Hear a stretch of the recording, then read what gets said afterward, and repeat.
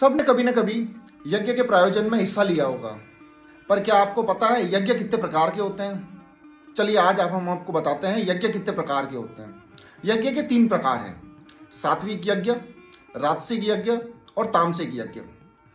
सात्विक यज्ञ क्या होते हैं? सात्विक यज्ञ ऐसे यज्ञ होते हैं जो ऋषि मुनियों द्वारा किए जाते हैं, जो ब्राह्मणों द्वारा किए जाते हैं, जो देवालयों में किए जाते हैं, जिसमें यज्ञ करने के पीछे की जो भावना होती है वो भगवत प्राप्ति, देव प्रसन्नता या समाज कल्याण की होती है।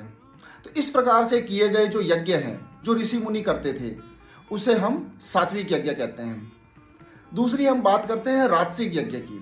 राजसिक यज्ञ क्या होता है? राजसिक यज्ञ का मतलब ये होता है कि जिस यज्ञ के पीछे आपकी कुछ पाने की इच्छा हो, आप कुछ भोगने की लालसा से, कुछ पाने की लालसा से वो यज्ञ करवाते हैं या करते हैं, उसे राजसिक यज्ञ कहते हैं। जैसे जो राजा महाराजा करवाया करते थे, या आज हम किसी पाने की या किसी वस्तु को प्राप्त करने की इच्छा से जो यज्ञ करते हैं, उसे हम राजसिक यज्ञ कहते हैं।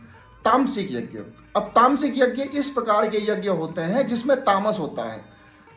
कहने का मतलब यह है कि उसमें कोई भी विधि विधान का पालन नहीं होता, उसमें कोई रूपरेखा नहीं होती, किसी भी तरीके का अनुकरण नहीं होता जो विधि विधान है उनका, जिसमें पशुओं की बलि दी जाती है, जिसमें किसी प्रकार का दान धर्म नहीं होता, उस प्रकार के यज्ञ को तामसिक यज्ञ कहते हैं। जो कि हमें ज़्यादातर राक्षसों के द्वारा किए गए जितने भी यज्ञ थे, कि जो अपनी लालसा के लिए यज्ञ करते थे और उसमें किसी पशु की बलि देते थे, उसमें किसी प्रकार का दान धर्म नहीं होता था, इस प्रकार के यज्ञों को तामसिक यज्ञ कहा जाता है।